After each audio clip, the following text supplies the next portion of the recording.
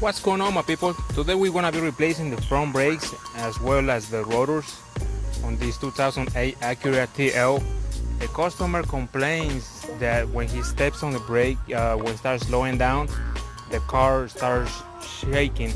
So the problem is gonna be within the brake pads being worn out and the rotors as well.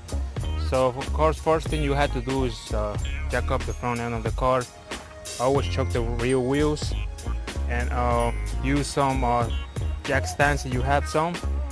Make sure you got any kind of way to brace the car using california. So remember guys, safety first. So first thing you have, after you do jack up the car, the front end, you're gonna have to remove the tire, of course. The wheel, the lug nuts are gonna take 19 millimeters socket to remove them unless you got aftermarket rims. After you remove the tire, you're gonna have two bolts behind the handle. You're gonna have one on the top, one on the bottom. You're gonna have to remove those by using a 14 millimeter socket. If you cannot break it loose, then you're gonna need another wrench to hold this one right here. Like that, while you break the other one apart. Alright, so once you break those apart, all you gotta do is remove the bolts. Once you have removed the bolts, you have to remove the caliper part along with the piston. You just make sure you set it over to one side. Make sure you brace it somehow. You got some zip ties, tie it up to the control arm, to the axle in the car so it doesn't fall, because you don't want the hoses breaking on you. So after you do so, you have to go ahead and proceed with removing the brake pads. A flathead screwdriver is going to come in handy to remove the brake pads. All you gotta do is find the soft stick behind them, and you can see this one is already out. As you can see, you look at this brake pad, it's pretty much worn out. It's not worn out all the way down. You can see you got the little metals that let you know when it starts scraping the rotor. It's gone, but I can actually tell that this rotor right here is pretty worn out. You can see right there, the line. It's worn out at least, I would say at least 2 millimeters inside the rotor. So it's pretty much worn out. In the other side, I can't really tell, but if it is like this on this side, obviously it's worn out on the other side as well. So this could be the cause of the car shaking when breaking down, but not necessarily.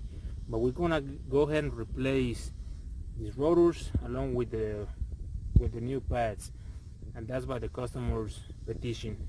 So like I said, after you remove the first one, you go ahead and remove the second one. This is gonna be, pretty easy. It's not that hard. You see the second one don't fall off. You're gonna have to pay attention, guys. You can see this one has a bracket, that little tab on the top. So do not mix them up, right? The one in the outer side doesn't have anything. The inner one has that clip. Okay, so guys, I'm gonna go ahead and get my parts. I'll be right back. So okay guys, so after you have taken the brake pads out, you're gonna have to get these clips out too as well.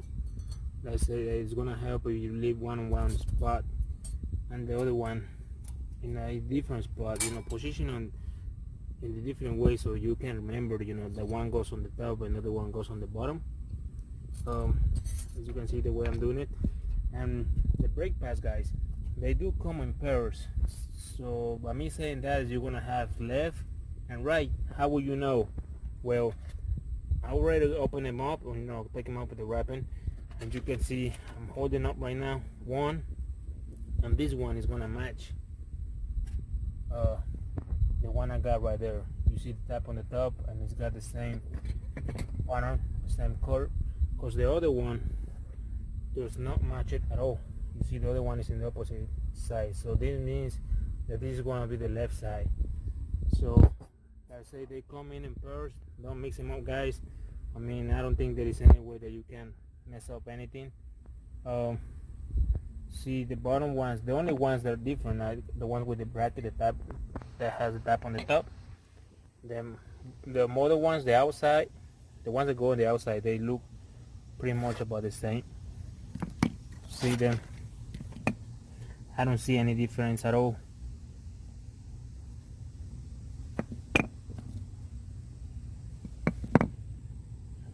So you see, I haven't seen any cantileters that say left and right, so I guess this is not a big deal.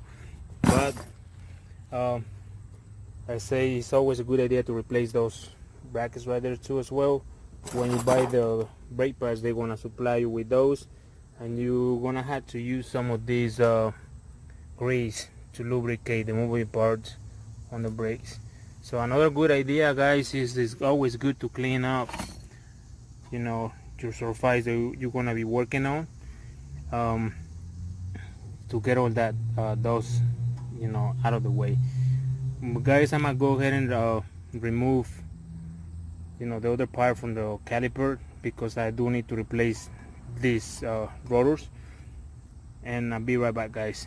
Okay, guys, to remove the inner the other bolts, you know, that hold the bracket from the caliper, you're gonna need a 17 millimeters socket.